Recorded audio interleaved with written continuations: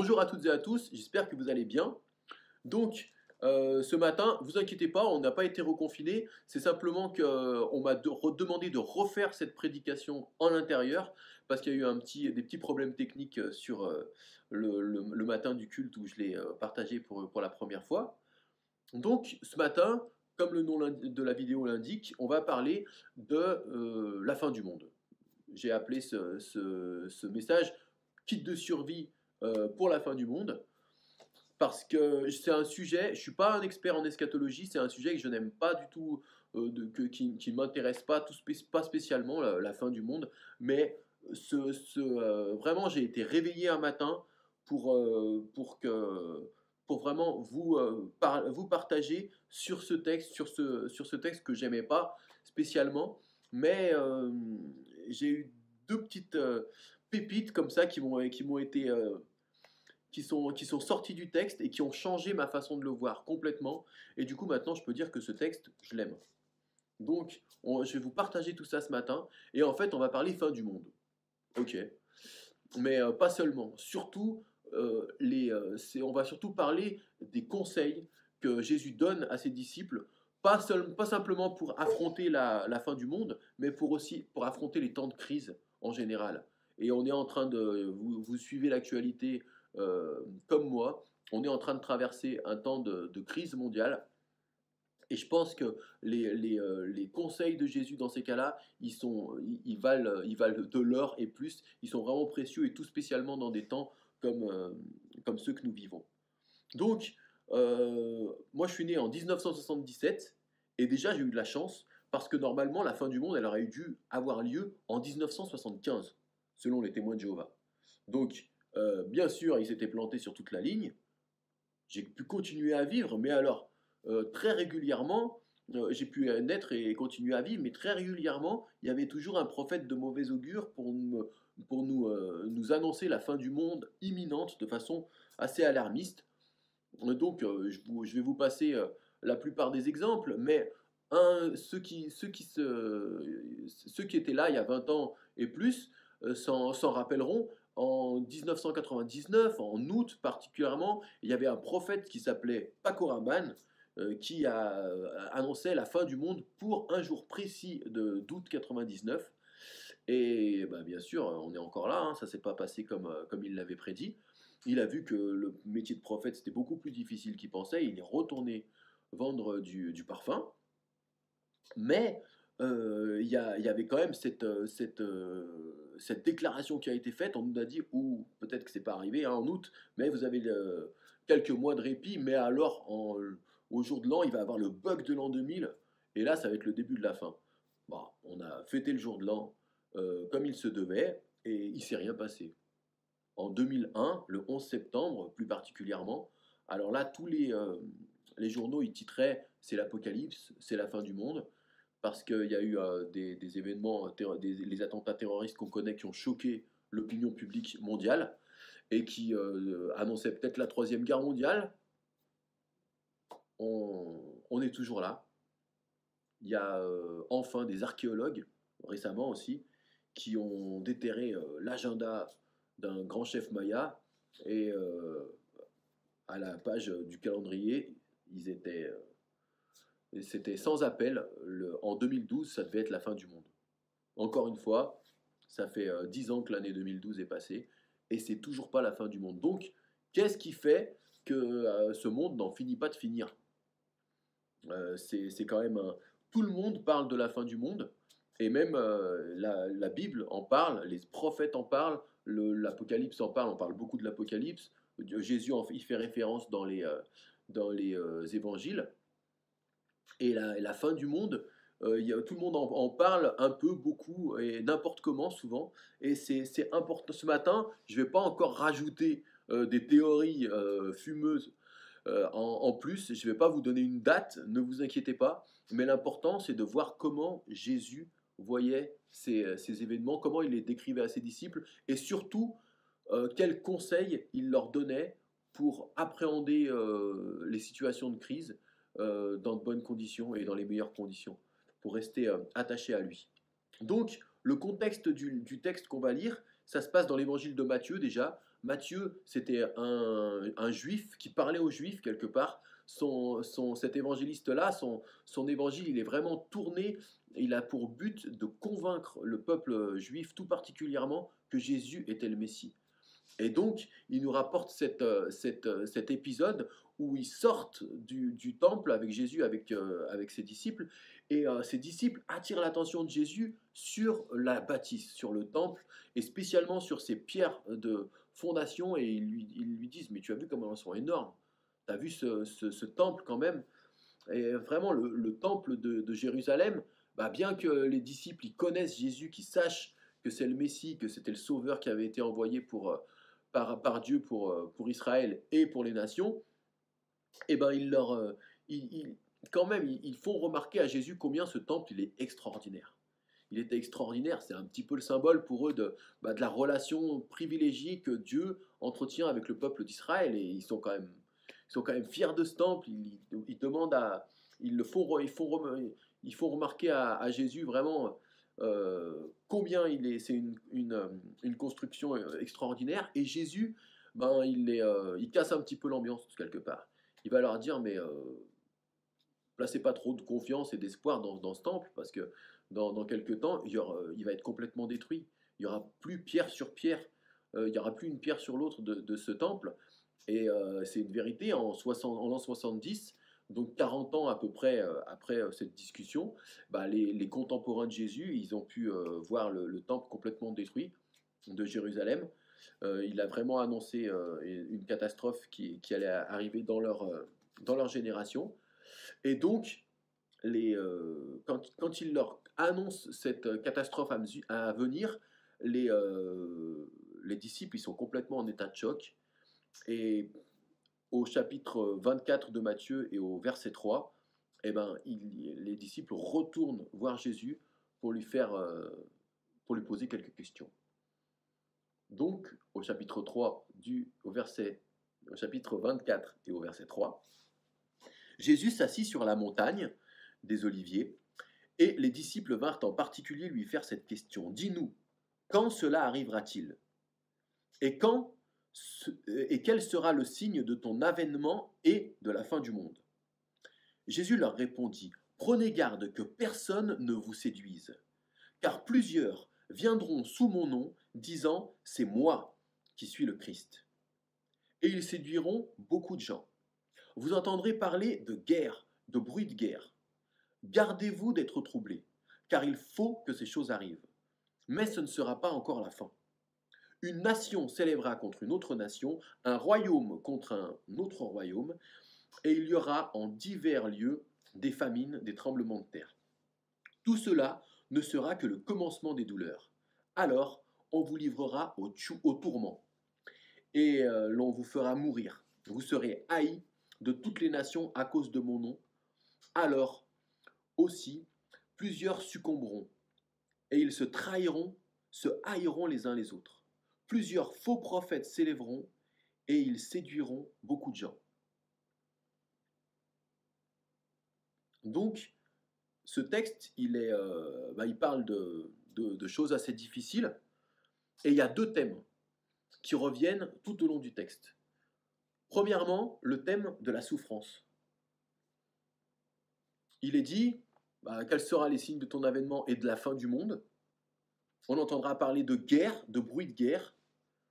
Il y aura en divers lieux des famines, des tremblements de terre, et ce ne sera que le commencement des douleurs. On vous livrera au tourment, on vous fera mourir. On parle de trahison, de haine diverses, plus loin. Et là, il y a vraiment tout un champ lexical, le thème de la souffrance qui revient sous différentes formes tout au long du texte. La souffrance, c'est ce qui nous frappe aux diverses souffrances qui sont décrites tout au long du texte. Ensuite, il y a aussi le thème de la séduction ou de l'égarement qui est tout le long du texte. Jésus leur dit, prenez garde que personne ne vous séduise. Ensuite, il parle de faux Christ qui séduiront beaucoup de gens. Au verset 10, plus tard, il est dit, alors plusieurs succomberont. Au verset 11, il y a encore des faux prophètes qui s'élèveront, et ils séduiront beaucoup de monde. Il y a le thème de la séduction, qui est traduit dans certaines traductions comme par l'égarement. Donc la séduction ou l'égarement, c'est présent tout le long du texte. Et donc c'est important de voir combien Jésus il met ces deux choses en parallèle.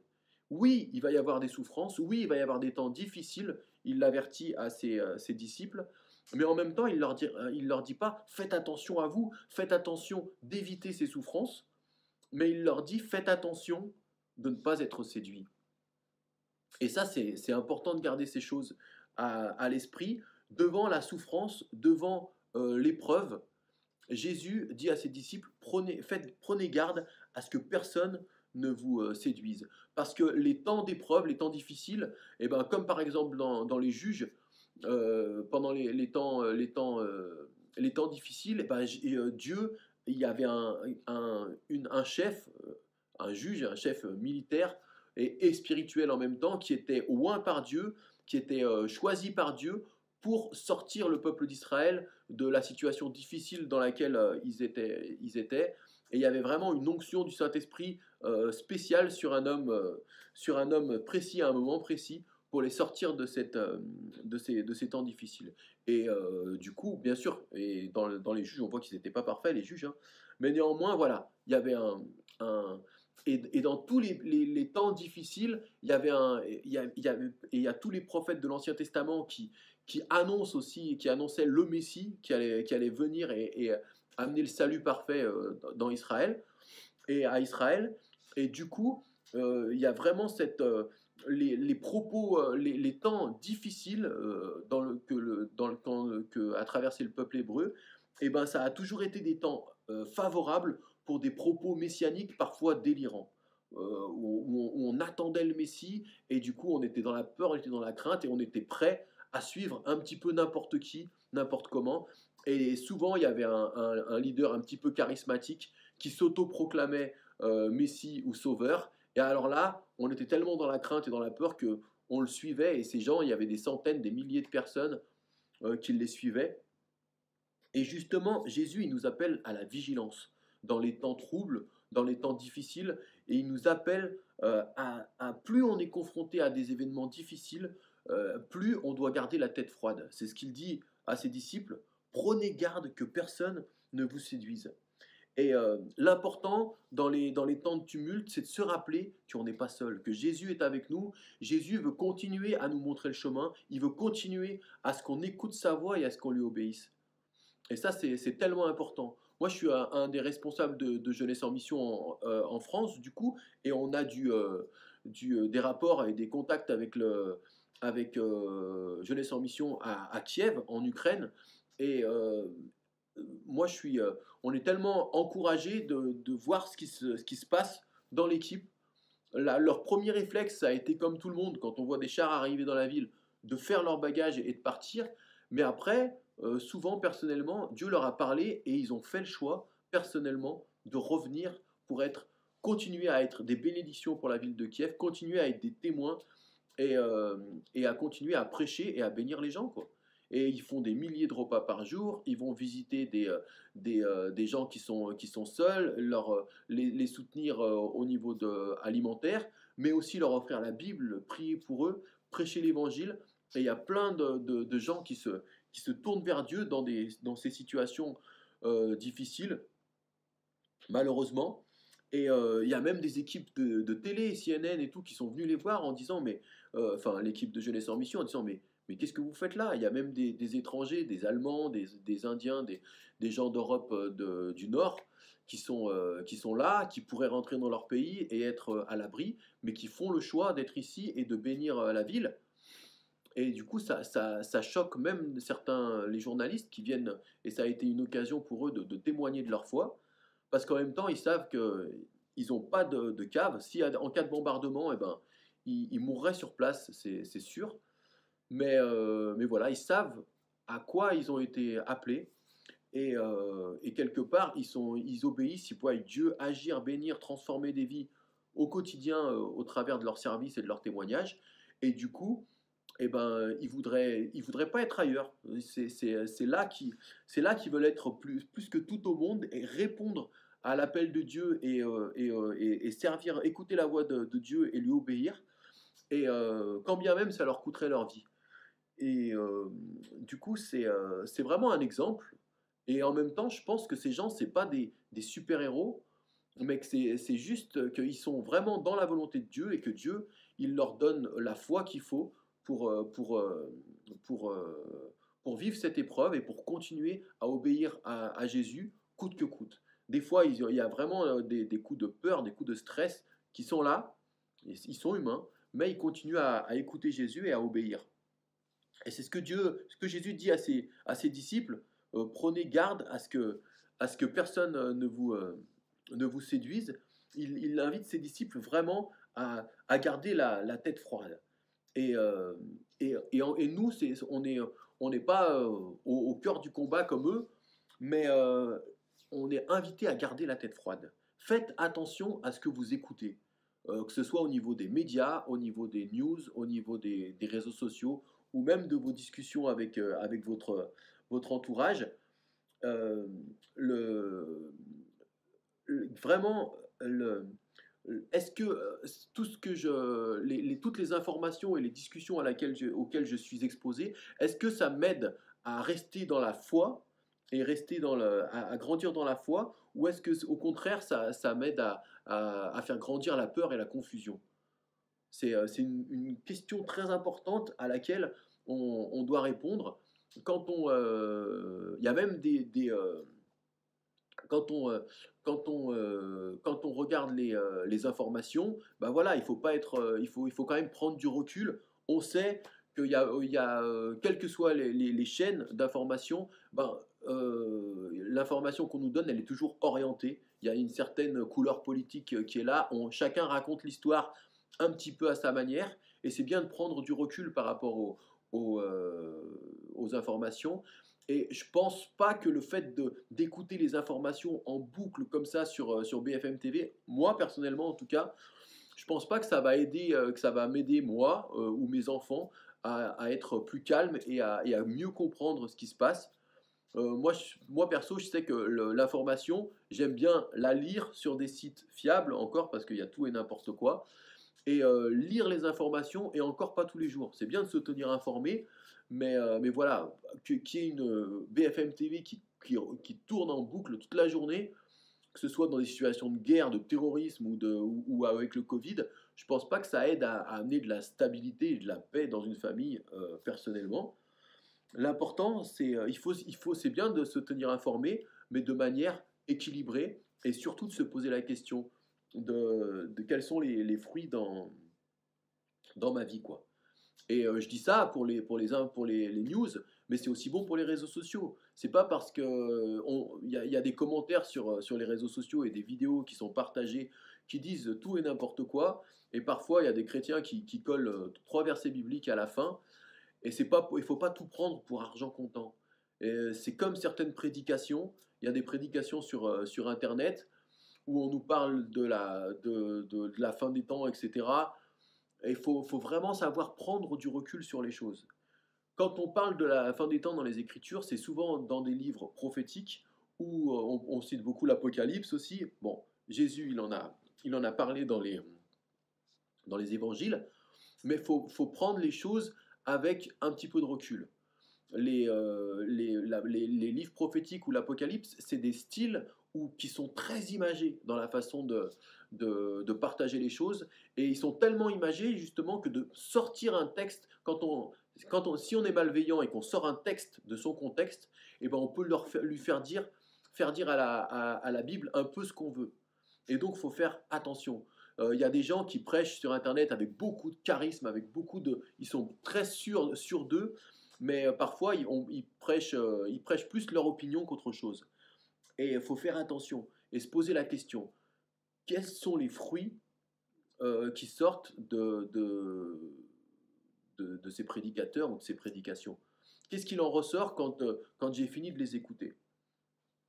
L'apôtre Jean, quand il parle de l'Apocalypse, de son livre, livre de l'Apocalypse, il dit heureux ceux qui écoutent ou ceux qui lisent les paroles de ce livre et qui les gardent ou qui les mettent en pratique. Et en fait, quand on lit l'Apocalypse, voilà, c'est de la bonne manière, on doit être heureux, on doit garder ces paroles qui viennent de Dieu et vraiment les garder contre notre cœur, les mettre en pratique et en être heureux. On doit pas être dans la confusion, on ne doit pas être dans la peur, dans la crainte. Et on doit vraiment se poser des questions.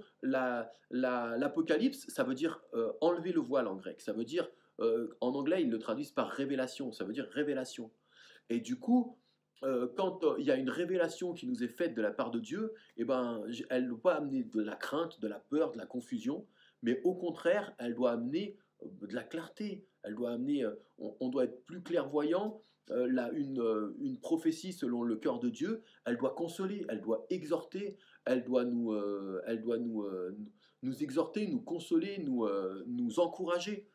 Et bon, quand il y a aussi des révélations de la part de Dieu qui mettent le doigt sur un problème dans notre vie, sur un péché, sur une mauvaise conception des choses ou une mauvaise façon de penser, qui doit être confrontée et qui doit nous amener à la repentance, à un changement. Mais donc, il y a un temps de tristesse, de prise de conscience pour changer de chemin. Mais cette révélation, à court terme, eh ben, elle va nous amener un changement positif. C'est un changement pour amener la vie, quoi. Donc, en aucun cas, une révélation de Dieu ou une pensée qui vient de Dieu, eh ben, elle doit nous amener dans le découragement, dans la confusion, dans la tristesse, dans la crainte, dans la peur.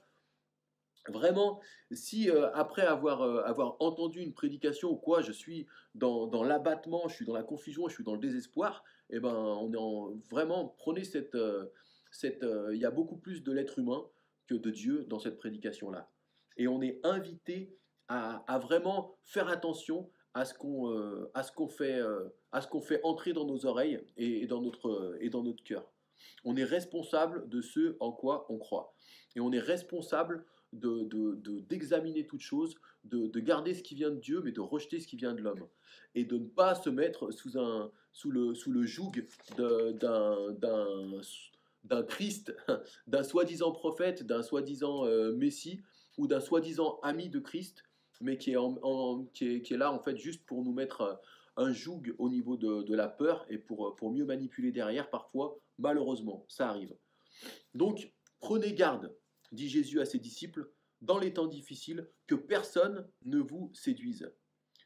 Et parce que plusieurs vont venir en mon nom en disant je suis le Christ ou je suis un ami de Christ dans nos générations, pour malheureusement avec des motifs, avec des motivations discutables. Et ensuite, il est dit que ces gens, ils séduiront beaucoup de gens. Et ensuite, Jésus dit au verset 6, vous entendrez parler de guerre et de bruit de guerre. Gardez-vous d'être troublés, car il faut que ces choses arrivent. Et là, on pourrait se dire, mais c'est facile à dire, Jésus, mais quand même, quand on est face à une guerre, il y a on a toutes les raisons quand même d'être troublé. Et c'est vrai que, bah, regardez à l'église, là, il y a 2 semaines, on a accueilli un groupe de presque 80 Ukrainiens qui étaient en partance pour le Portugal, où ils étaient accueillis par une église sœur là-bas. Et donc, on a transformé l'église en dortoir, on les a accueillis, ils avaient de quoi se doucher, il y avait du soutien médical, il y avait un repas qui était préparé pour eux. Et là, on est obligé quelque part de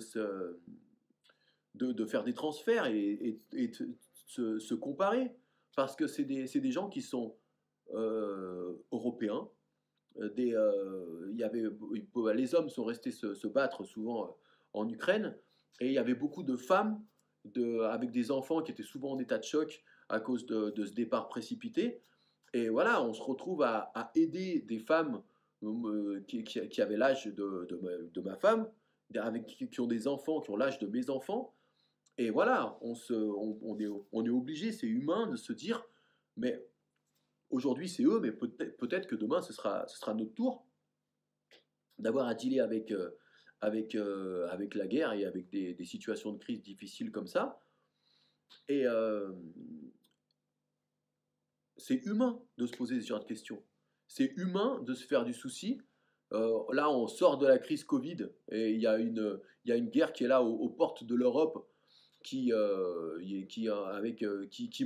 pourrait menacer de partir en crise internationale et en guerre. Et voilà, on croyait que la guerre froide était terminée, mais voilà, il y a la menace nucléaire qui est là aussi. Vraiment, il y aurait des raisons humainement de se faire du souci, et c'est légitime de s'en faire. Et pourtant, Jésus, il dit à ses disciples, vous entendrez parler de guerre et de bruit de guerre, gardez-vous d'être troublés. Et moi, ça m'a fait penser à un épisode d'un livre que j'ai lu de Corrie ten Boom qui s'appelle Dieu en enfer. Et je conseille vraiment de lire ce livre. C'est pas la Bibliothèque Rose, hein, c'est pas oui, oui, part en vacances. C'est pas facile à lire, mais ça parle de la vraie vie. Ça parle de la fidélité de Dieu, même dans des temps de crise ultra graves. Dans le témoignage de Corrie ten Boom, justement, eh ben, ça se passe pendant la Seconde Guerre mondiale. Et cette famille, c'est des chrétiens convaincus. Ils décident de faire ce qui est juste à ce moment-là, c'est-à-dire de protéger des familles juives et de les faire, de sauver leur vie pour pas qu'ils partent dans les camps de la mort. Donc ils ont aménagé leur maison pour cacher des juifs et pour organiser leur fuite en territoire libre. Donc ils ont fait ça pendant des années. Et il y a un moment où où Cory, donc c'est une jeune fille, une petite fille, elle va voir son papa et elle lui dit mais je sais que c'est juste ce qu'on fait, je sais qu'on obéit à Dieu, qu'il faut faire ce qu'on fait, mais en même temps j'ai peur et j'ai peur de ne pas être capable de mourir en martyr si on se fait dénoncer, quoi. Et j'ai peur de ne pas avoir la force de mourir en martyr un jour.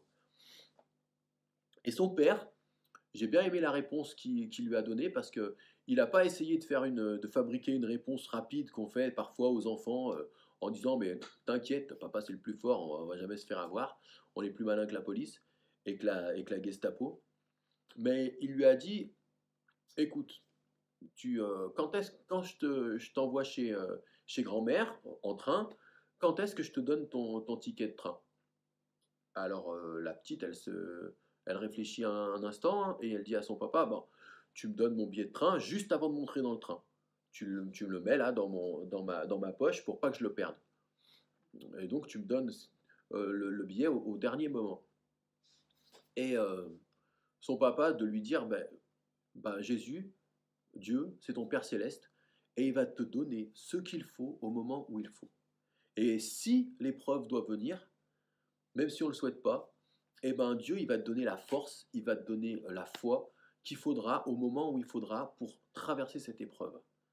Et c'était une jolie parabole que le père a donnée à sa fille, et c'est une parabole auquel elle s'est accrochée, parce qu'après, ils ont été dénoncés, ils ont été déportés dans un camp, son père et sa sœur sont morts là-bas, ils sont jamais revenus, mais elle s'accrochait à cette parabole et à la fidélité de Dieu.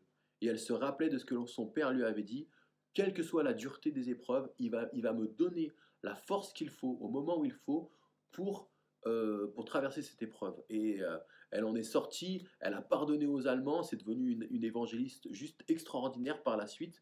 Et ce livre, il est assez hallucinant, mais il parle de cette foi dans l'épreuve où Dieu pourvoit et qui donne ce qu'il faut au moment où il faut. C'est ce qui permettait aux premiers chrétiens de descendre dans l'arène face au lion en chantant des cantiques. C'est juste une dimension de la foi qui n'est pas compréhensible humainement. Mais pourtant, Dieu nous donnera ce dont on a besoin au moment où on en aura besoin. Jésus n'a pas promis à ses disciples qu'il n'aurait aucune épreuve, au contraire, il leur a dit qu'il serait persécuté en son nom. À Pierre, par exemple, il lui a pas dit je vais prier pour que l'épreuve soit complètement soustraite, mais il a dit l'ennemi t'a réclamé pour te cribler comme le froment, et je vais prier pourquoi? Pour que ta foi ne défaille point. Et c'est ça. Jésus, on a vu beaucoup de gens l'abandonner, on a vu beaucoup de gens abandonner la foi quand ça devenait trop difficile, la vie chrétienne. On a vu ses disciples dans les évangiles, pour Judas, le vendre, le trahir, et pour les autres, l'abandonner quand ça devenait trop difficile, juste avant la croix. Mais il y a une chose qu'on n'a jamais vue dans les évangiles ou dans la vraie vie, c'est Jésus qui abandonnait un disciple. Et tu peux être sûr, mon frère, ma soeur, tu peux être certain que Jésus t'abandonnera jamais. Que dans la pire des tempêtes, Jésus sera avec toi dans la barque. Parce que il est comme ça, notre Jésus. Que votre cœur ne se trouble point. C'est ça qu'il dit à ses disciples dans les moments difficiles. Et, euh, et il dit de se garder d'être troublé justement afin que personne ne nous séduise.